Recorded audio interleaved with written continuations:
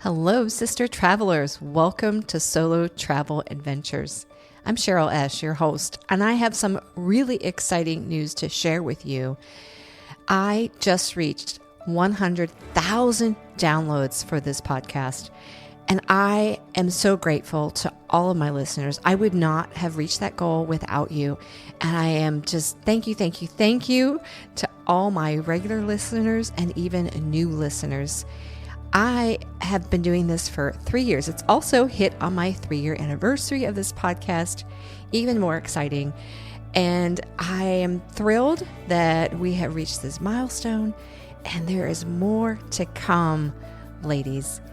I'm just curious.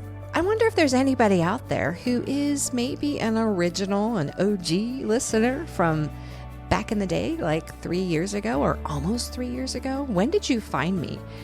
I would love to hear from you. And if you are one of those originals, I am even more indebted to you. Thank you for sticking around. I love it. And you can maybe drop me an email or message me on my Solo Travel Adventures 50 on Instagram if you want to message me. Or my email is hello@CherylBeckEsch.com. Would love to hear if I have anybody that's been around here for 3 years. And so that means we are embarking on the 4th season of this podcast. So I am thrilled to say there's been some, if you've noticed, I've kind of started to niche down a little bit, and kind of everything that is offered here though is for everyone. And, I'm just kind of getting a little more hyper focused in, what I'm offering you as listeners.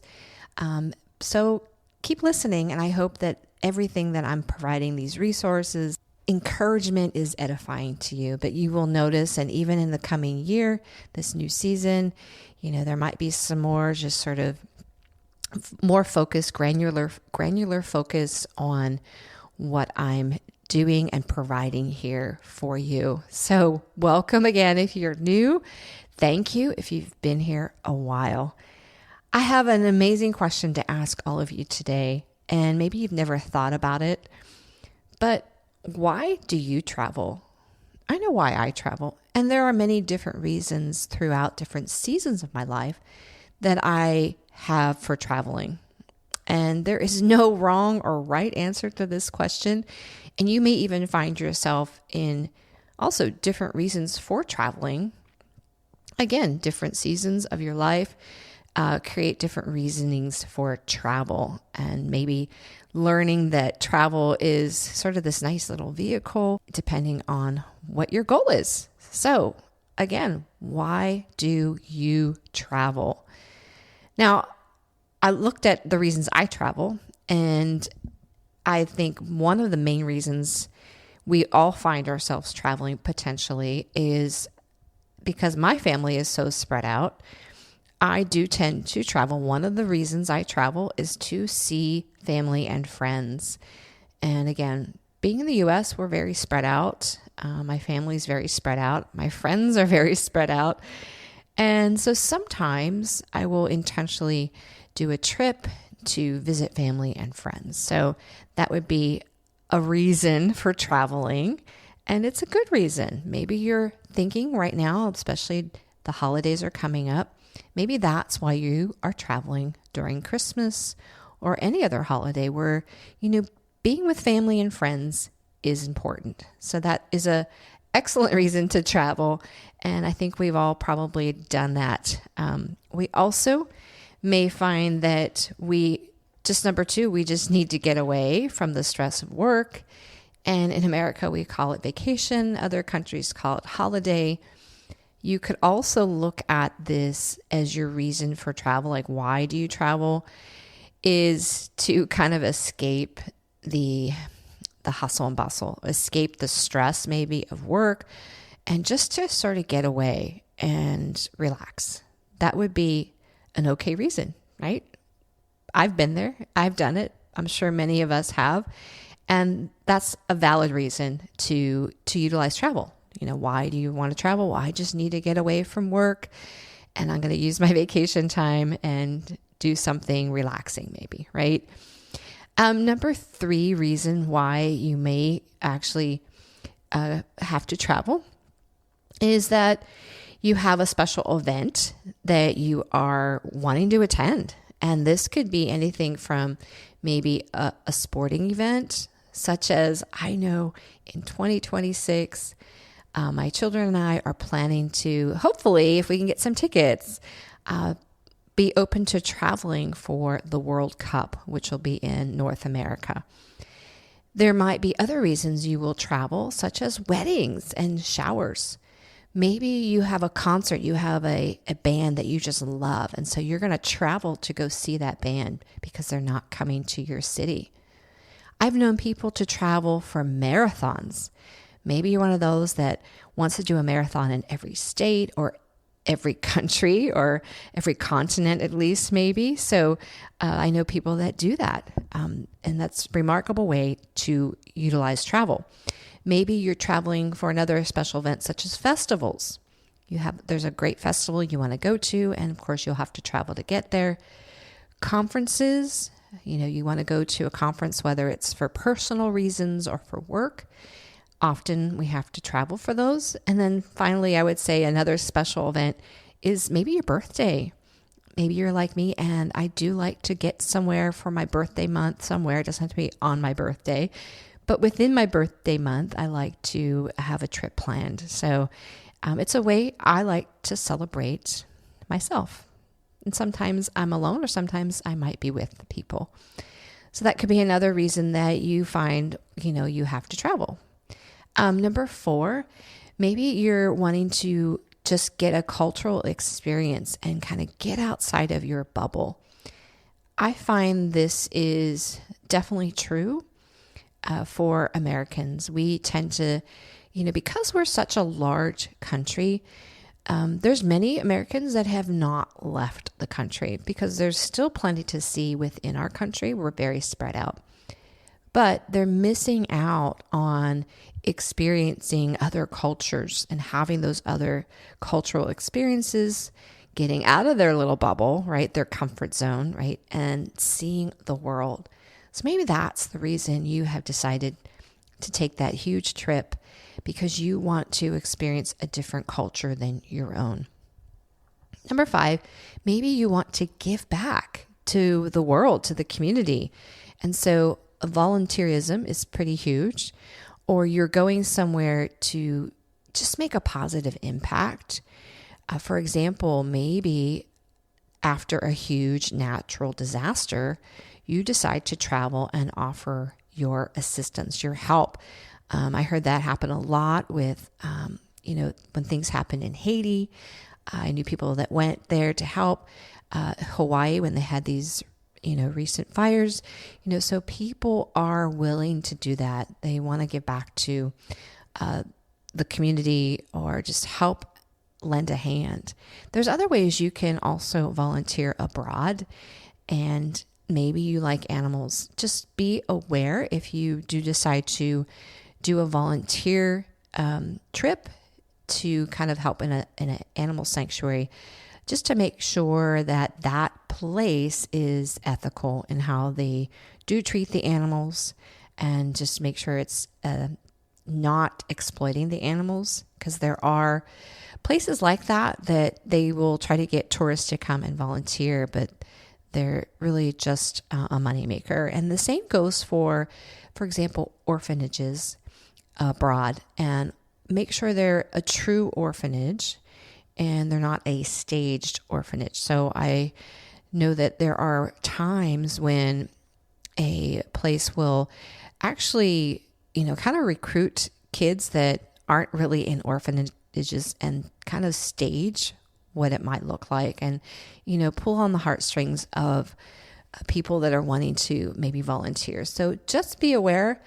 I love the idea of volunteering and giving back. I still have on my bucket list is to actually do a work away. There's an app called Workaway where you can volunteer in different scenarios. And the one that I'm interested in is to kind of find a community that is doing permaculture so that I could learn a little bit more about that and have the opportunity to travel to a different country while having my accommodations taken care of and maybe some of my food. But that's a great way and great reason to travel, by the way. So if that's you, just know to do some research first. Number 6, maybe you're inspired by Instagram posts that you see, maybe a movie that you saw or a book that you read that was set in a certain country or setting. And maybe that has inspired you to go to a certain location, and that's okay. I'm not judging you on that one. And I have probably a few of those of my own that I have put on my list. And so it's okay. It's good to find that inspiration and be drawn to maybe a certain place. Number 7, you might have just general bucket list places that you want to go. I talked in the last episode 160, specifically on how to maybe create a bucket list and how to approach that as you look into setting up or planning your future travels. So another episode in which I talk a little bit about that as well is episode 155. So if either one of those you might want to refer back to on kind of the how to, approach a bucket list. And that's okay too. If you have a bucket list and maybe that's why you're traveling, is you have this really burning desire of a certain place on your list. And so you just decide, I'm going to go, I'm going to do it. Time is now. Time is, we never know what time we have left. So never put off tomorrow what you might be able to do today. So I encourage that. And those are all valid reasons. And my final one is, maybe you just have to travel for work, which is kind of where I'm going to be in the next year. I'm going to be doing quite a bit of travel for my work. So I'm looking forward to it. And I know there's going to be additional opportunities for me in that realm. So these are all wonderful reasons to travel.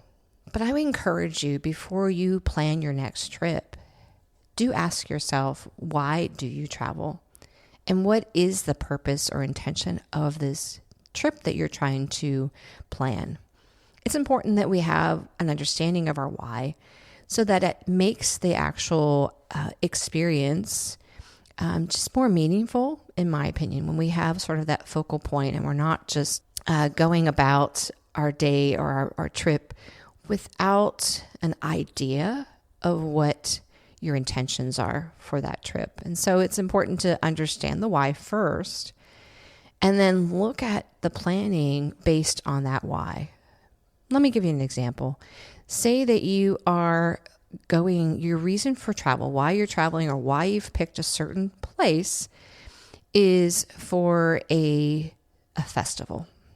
And so that's a special event that you are going to possibly another country to experience this festival. Well, if that is your why and that is your intention, you can dig deeper into what do you want to experience while you're there? And when you do that, it does make your planning a little easier. So you're not being tempted or pulled in a direction that doesn't kind of fit in that scenario. For example, maybe your festival is held in a pretty big city, a prominent city, and you get kind of pulled in with the whole tourist trap idea. Whereas your experience with the festival and your inspiration for that trip was based off the festival, not the tourist traps. Yeah, if you can see them, great. But things based around maybe that festival is what you want to focus on. Thinking about, well, at the festival, I want to, connect with other people. I want to, explore whatever the festival might be about and, kind of go from there as far as how you plan your trip versus being pulled and enticed by maybe something else that's around there that is not within that realm. I hope you understand that. So I want you to get the best out of your travels, meaning getting the most experience and just that inspiration maybe, or whatever it is that you are intentionally focusing on for that travel? Is it just to release and relax? Like I said, maybe you're just going on vacation and you want to escape work. So did you accomplish that? How will you accomplish that? So having that in mind, having your why, knowing why you're traveling, maybe even specifically to that place, will help you create an itinerary wrapped around that whole idea and feeling that you want to experience. Well, sister travelers, I'm hoping this has inspired you to kind of ask yourself those questions, dig a little deeper into your why every time you go on a trip. All right. So it's not just because that you have a reason and you understand that before you go. And if you wanted to hear more from some travel experts, some other travel coaches besides myself, I will be part of a virtual travel summit that is happening on November 15th. And it begins at 11 a.m. Eastern Standard Time. And I believe it goes till about 3 p.m. And it's free. And you can sign up. There's going to be 20 speakers during that time frame. And I will be one of them. But there will be plenty of others offering their advice, their depth of experience to you as listeners and people that are interested in travel.